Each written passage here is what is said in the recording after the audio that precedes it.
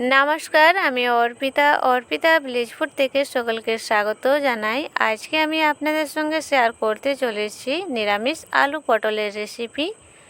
এখানে আমি পটলের খোসাটা ছাড়িয়ে নিয়ে ডুমো করে কেটে ধুয়ে নিয়েছি। আর নিয়েছি সঙ্গে আলুটাও ডুমো করে কেটে নিয়েছি। একই রকমভাবে আমি কেটে নিয়েছি, তাহলে দেখতেও ভালো লাগবে। আর এখানে আমি নিয়েছি বড় চামচের 1 চামচ 5 ফোড়ন। আজকে এই 5 ফোড়ন দিয়ে রান্না হবে। এগুলোকে আমি একটু সাইডে রেখে দিচ্ছি। এবারে একটা মশলা তৈরি করে নেব। আর মশলাটা তৈরি করার জন্য দেখুন একটা মিক্সির জার নিয়েছি, কিছুটা দিয়ে দিলাম কাজু বাদাম আর দিয়ে দিচ্ছি টমেটো। এখানে আমি দুটো ছোট সাইজের টমেটো ব্যবহার করেছি। ঝালের জন্য দিয়ে দেব কাঁচা লঙ্কা।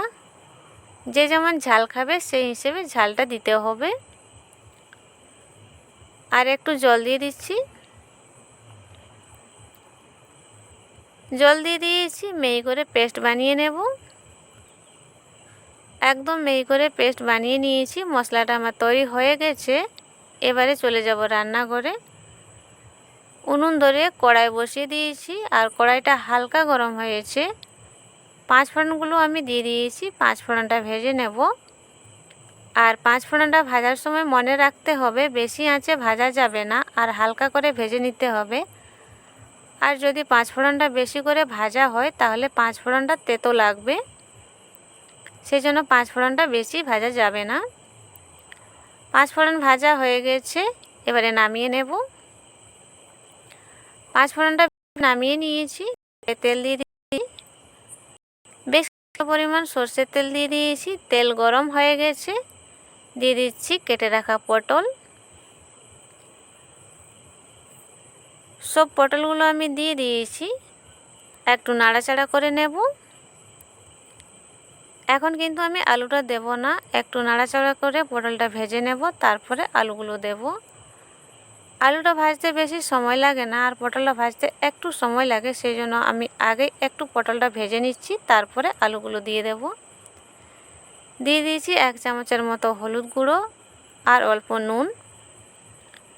আবার নাড়াচাড়া করে নেব। নুন হলুদ দেওয়ার পরে বেশ খানিকক্ষণ ধরে আমি পটলটাকে ভেজে নিয়েছি। আর ভেজে প্রায় অর্ধেকটা সেদ্ধ হয়ে গেছে পটলটা। এবারে আমি দিয়ে দেব কেটে রাখা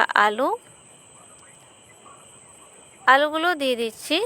বন্ধুরা, এখানে চাইলে আপনারা পটলটা লাল করে ভেজে নামিয়ে নেবেন, তারপরে আলুটা ভেজে নেবেন, মানে আলাদা আলাদা করে আলু পটলটা ভেজে নিতেও পারেন। যারা গ্যাসে রান্না করে তারা এইভাবেই ভেজে নেবেন আলু পটল একসঙ্গে, তাতে করে গ্যাসের খরচটা কম হবে। আর আমার মতো যারা কাটে রান্না করে তাদের তো কোনো ব্যাপারই না। এখনও কিন্তু লাল করে পটল আর আলুটা ভাজা হয়নি, আর একটু ভাজা ভাজা হবে। এবারে আমি একটু ঢাকা দিয়ে দেব, তাহলে আলু পটলটা তাড়াতাড়ি সেদ্ধ হয়ে যাবে। আর বেশিক্ষণ ঢাকা দেব না, 2 মিনিটের মতো ঢাকা দিয়ে দিচ্ছি। 2 মিনিট মতো হয়ে গেছে, ঢাকাটা সরিয়ে দিয়েছি। আর এই 2 মিনিটের মধ্যে আমি একবার নাড়াচাড়া করে নিয়েছিলাম। আলু পটল লাল করে ভাজা হয়ে গেছে, নামিয়ে নিয়েছি। ওই কড়াইয়ে আবার দিয়ে দিচ্ছি তেল ভালো করে গরম হয়ে গেছে। একটা দিচ্ছি তেজপাতা আর অল্প দিয়ে দেব জিরা। গোটা গরম মশলা দিচ্ছি একটু। ফোড়নটা নাড়াচাড়া করে নিয়েছি। আগে থেকে যে মশলাটা আমি তৈরি করে রেখেছিলাম সেটা ঢেলে দিচ্ছি। পুরো মশলাটা ঢেলে দিয়েছি, নেড়ে নেব।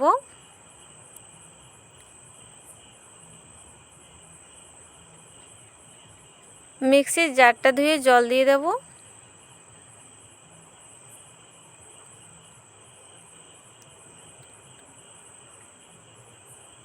বেশ কিছুটা মিক্সির জারটা ধুয়ে জল দিয়ে দিয়েছি। এবারে আমি কিছু গুঁড়ো মশলা দিয়ে দেবো। এখানে 1 চামচ দিয়ে দিচ্ছি ধনের গুঁড়ো, আর হাফ চামচ দিচ্ছি জিরের গুঁড়ো, দিয়ে দেবো হলুদের গুঁড়ো, আর দিয়ে দিচ্ছি লাল লঙ্কার গুঁড়ো। আমি 2 রকম লঙ্কাই এখানে ব্যবহার করেছি। এবারে মশলাটাকে খুব ভালোভাবে কষিয়ে নেব। দিয়ে দিচ্ছি স্বাদ মতো নুন,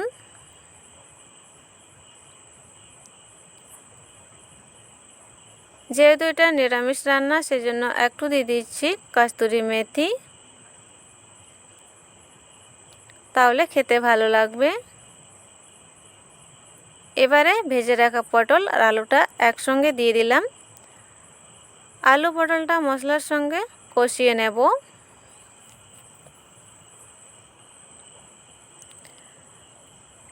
আর দেখুন একটু সময় নিয়ে কষিয়ে নিয়েছি। একটু হাতে সময় নিয়ে যদি মশলাটা কষানো হয় তাহলে তরকারির কালারটাও সুন্দর আসে আর খেতেও ভালো লাগে। খুব সুন্দর করে কষিয়ে নিয়েছি। এবারে জল দিয়ে দেব। এখানে আমি ঠান্ডা জল ব্যবহার করছি, আপনারা চাইলে গরম জলও দিয়ে দিতে পারেন। জলটা দেওয়ার পরে আবার নাড়াচাড়া করে নিচ্ছি। এবারে আমি একটু ঢাকা দিয়ে দেব 2-3 মিনিটের মতো। যেহেতু আমি ভেজে আলু পটলটা অর্ধেক সেদ্ধ করে নিয়েছি সেই জন্য বেশিক্ষণ ঢাকা দেওয়ার কোনো দরকার নেই, জলটা শুকিয়ে গেলেই হয়ে যাবে। ঢাকা দিয়ে দিচ্ছি। আলু পটল সেদ্ধ হয়ে গেছে, ঢাকাটা সরিয়ে দিচ্ছি। দেখুন অনেকটাই ঝোলটা টেনে নিয়েছে। আর আগে থেকে যে আমি 5 ফোড়নটা ভেজে গুঁড়ো করে নিয়েছিলাম সেটা দিয়ে দিয়েছি 1 চামচ। দেওয়ার পরে আবার নাড়াচাড়া করে নিয়েছি। বন্ধুরা, এই নিরামিষ আলু পটলের রেসিপিটা আপনারা ভাতের সঙ্গে, রুটির সঙ্গে, পরোটার সঙ্গে খেতে পারেন। দারুণ লাগে খেতে। যে কোনো নিরামিষ দিনের জন্য খুব সহজেই বানিয়ে নিতে পারবেন। নামিয়ে নিয়েছি। আর আজকের ভিডিওটি আমার ভালো লাগলে লাইক করবেন, শেয়ার করবেন, আমার চ্যানেলটা সাবস্ক্রাইব করবেন। দেখা হবে অন্য কোনো ভিডিওতে। ভালো থাকবেন।